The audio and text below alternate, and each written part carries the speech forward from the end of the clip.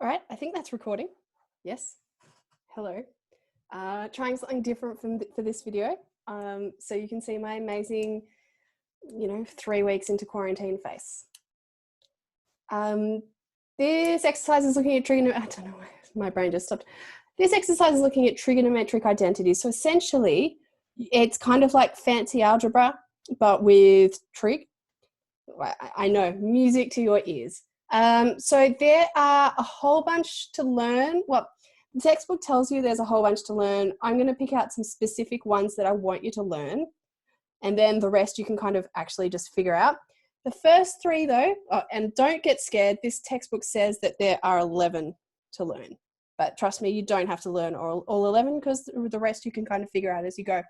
You've already learned the first 3. You already know the reciprocal identities, cosec, sec, and cot. And don't forget, you're always looking at the third letter. So cosec, that's an S, so it's 1 on sine. Sec, that's a C, so it's 1 on cos. Cot, that's a T, so it's 1 on tan. Obviously, they didn't write their names with that in mind, but it helps you remember. Yeah? And this is, of course, assuming the thing on the bottom of the fraction doesn't come out as 0. This one, the useful one of these to learn is tan. So this is the first useful one for us to know. Now, the reason this works is because if you remember from when we started talking about these, we had a circle. And I'm so glad this fixes my circles for me. There we go, that looks more like a circle. And in that circle, we had our angle theta. I need to make this way bigger. In that circle, now it looks like the Blair Witch Project or something, which is probably a really dated reference. You guys wouldn't know that movie. It scared the living something out of me. Okay, so we have a line coming up at, theta degrees. Then we can turn that little line into a right angle triangle by drawing a line down from it. And on that triangle, the opposite side we call y, the adjacent side we call x, and the hypotenuse is always the radius of the circle, so that's r. And then we end up with the trig ratios. Sine of this angle is x over r, so not x, y. I always do that. Y over r. Cos theta is x over r. And tan theta is y over x. Now, when they say tan theta equals sine theta over cos theta, what they're saying is tan theta, what they're saying is tan theta equals sine theta, which was y on x. No, not y on x, y on r, sorry. So tan theta equals y on r over x on r. Now, don't forget this is the same as y on r divided by x on r. Don't forget when you're dividing by a fraction, that's timesing by the reciprocal. You turn it upside down, keep, flip, change. We cancel the r's and we get y on x, which we know is tan theta. That's what we kind of decided up here was tan theta. So yes, tan theta is sine theta over cos theta. I wouldn't bother memorizing the cot theta because cot is just tan upside down. So once you know tan, you can just turn it upside down for cot. So yes, that's a really good one to know. Obviously, you should know these, but honestly, you should already know these. We've been using these for a couple of exercises now. Of this, and this are good to know. Now, they give you a proof up here, but I'd actually like to go through that proof myself with you. So, when we say sine squared theta plus cos squared theta equals 1, well, that's sine theta squared plus cos theta squared. And we're going to show that that comes out as 1. Now, sine theta was y on r. Cos theta was x on r. So this actually gives us y squared on r squared plus x squared on r squared equals 1, doesn't it? But this is the same as y squared plus x squared, all on r squared, because we've got the same denominator. Don't forget from Pythagoras, though, up here, we can go so far as to say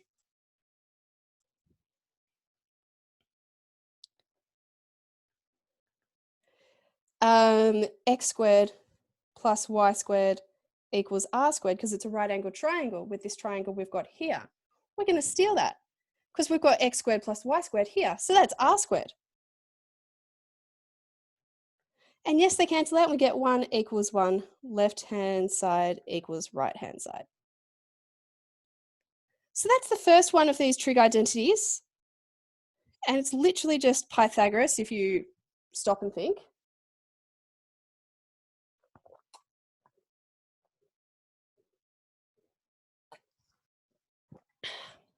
Trig identities are thirsty work. Now we've got tan squared theta plus 1 equals sec squared theta. That one's a bit harder. And honestly, it's one that I never remember. I can skate through life, like most people can skate through life just knowing the first one. But let's write it down and have a look at it. Tan squared theta plus 1 equals sec squared theta. Now, instead of writing tan squared theta, well, that's tan theta squared. You don't have to write this step, by the way. Sec theta squared. Well, you don't have to write it. I just like to. Tan theta, we know, is y over x plus 1 equals. Now, sec theta, sec, the third letter is c, so it's 1 on cos.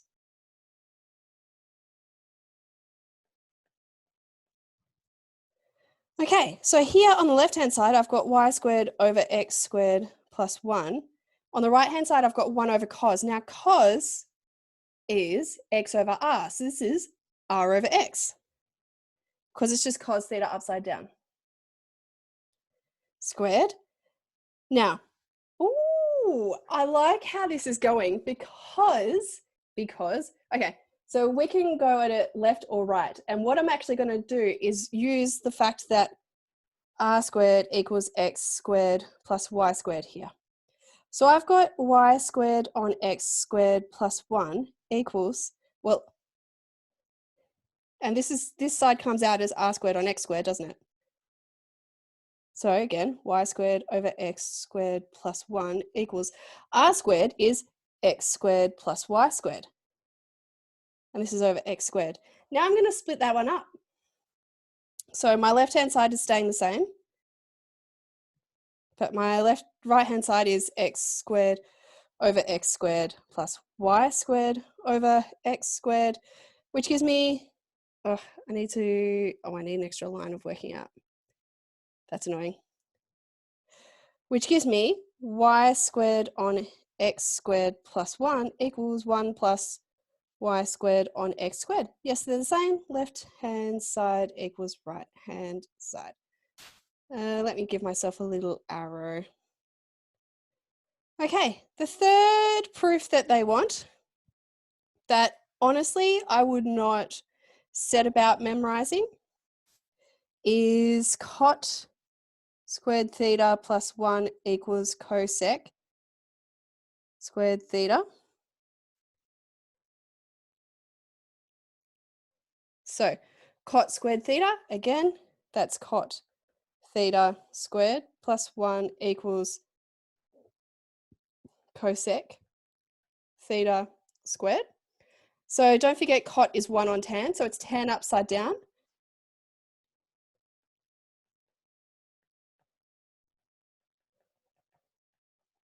And cosec, so I knew that was tan because the third letter was T. I know this is sine because the third letter is S.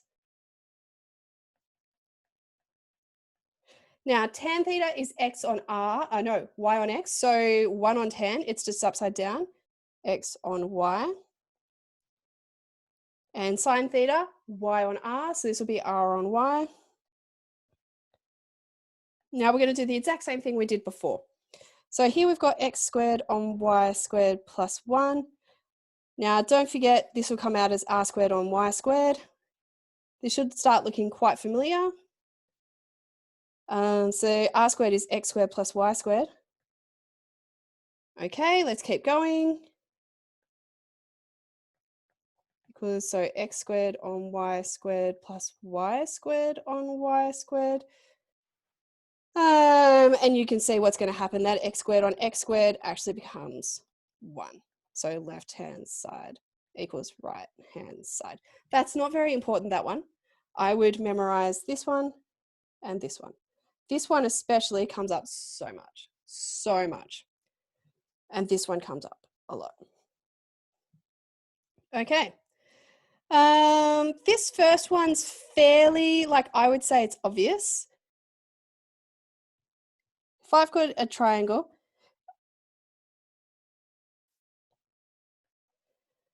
and this is theta, and this is y, and this is x, and this is r, this is a right angle, so this angle must be 90 take theta. So sine theta is y on r, and cos of the other angle, 90 take theta, is also y on r. Like, so these kind of obvious. This one is the actual only useful one. The rest I wouldn't stress about. Like, they're good to know. But if it was the night before a test or something and you only had a limited amount of brain space, like that top one's the one I would remember. Also, it's fairly easy to figure out. You can read through that proof if you've got time. And now they're just talking about the definition of cosine, cotangent, cosecant. So literally cos is short for cosine. And the fact that why they say it's a cosine, because it's a complement of sine. So instead of, it's like 90 degrees, take that. So do you remember when we had, for example, you know, this is 20, what's this? They're complementary angles, 90 degrees.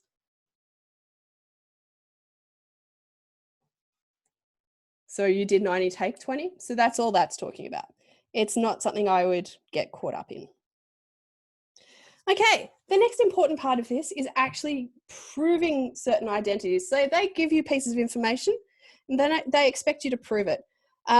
Usually you just start off from one side and then it turns out to be the other side. And you use these pieces of information from up here.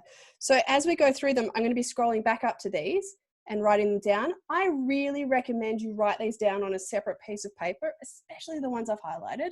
Write them down on a separate piece of paper. And that means you can just refer to them as you go. And every time you use them, write them down, then they'll burn themselves into your brain. Okay, so for this one, we've got 1 take cos theta times 1 plus cos theta equals sine squared theta. Now we could expand this like that, but there's a quicker way. This is an a take b, a plus b, yeah? What does that come out as? A squared take b squared. So this is going to be 1 squared take cos theta squared equals, and don't forget, sine squared theta is sine theta squared. And literally, we just need to know that, hang on, I want to see how they proved it in the textbook because there's a few different ways. We know, I'm going to write this in green, we know that cos squared theta plus sine squared theta equals 1, yeah? So cos squared theta literally equals 1 take sine squared theta. So that's what I'm going to replace it with.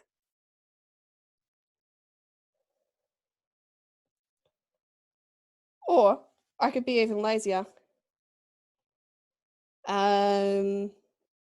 Sine squared theta equals 1 take cos squared theta. So you just have to go through and say, well, this is sine squared theta.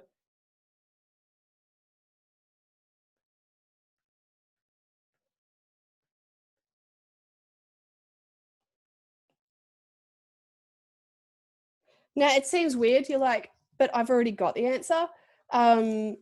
You have to, in a test, you are expected to go through and actually state this. That's it. Let me drag this one up. We're going to need some room for these. So let's do A first. Now, they want to prove that sine A, sec A, equals tan A. Now, let sine A equal y on r, sec A equal, now sec, third letter, C for cos, 1 on cos A, which equals r on x. So we have sine A times sec A equals tan A. We're going to show that this works because sine A is y on r times sec A is r on x. And if we cancel these out, we get y on x.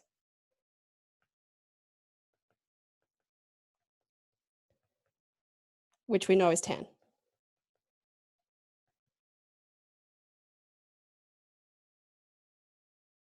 Another way to do this one,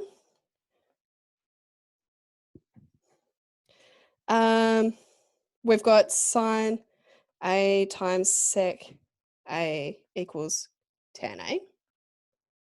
Now we could have gone straight into sine A times 1 on cos A equals tan A. This is the same as sine A on 1, so we've got sine A over cos A equals tan A, and we know that this is tan A.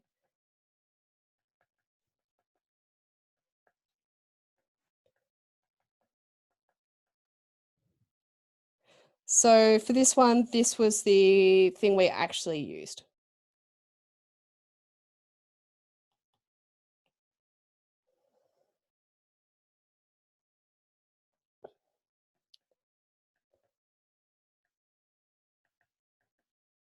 So, but if we hadn't have remembered that fact, we could have still done it the way we did first, or the way I did first, because before I remembered that I should be using those, by like literally writing them out as their y's and x's and r's and cancelling it out and showing that we get tan A either way. For B, so I'm going to write it down. We've got 1 on sine squared theta plus 1 on cos squared theta equals sec squared theta cosec squared theta. Okay, now I think I'm going to have to work on this.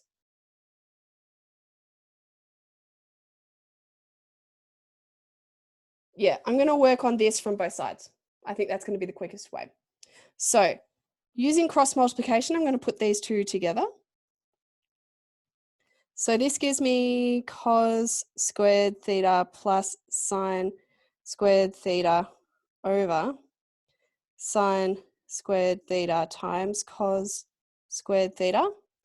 And this is 1 on, now it's sec, third letter, C, cos, 1 on cos squared theta, because that was sec squared theta, times 1 on, what's the third letter? Sine squared theta. Now, we need to use, have you spotted it yet? Yeah.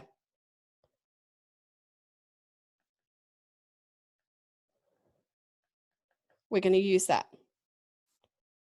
See how that comes up a lot? It comes up a lot. So this is 1 on sine squared theta cos squared theta. And these, you can put the bottoms together. 1 times 1 is 1 over cos squared theta times sine squared theta. Left hand side equals right hand side. We're done. Last one. This isn't in the advanced textbook. It just popped up in the extension textbook, but I like it as a question because it relates back to the function stuff we were doing. You know me, I like my graphing. I just said that really weirdly, why not? Eliminate theta from the following pair and describe the graph of the relation. They've told us x equals 5 cos theta and y equals 5 sine theta. So this isn't so easy. It's not. But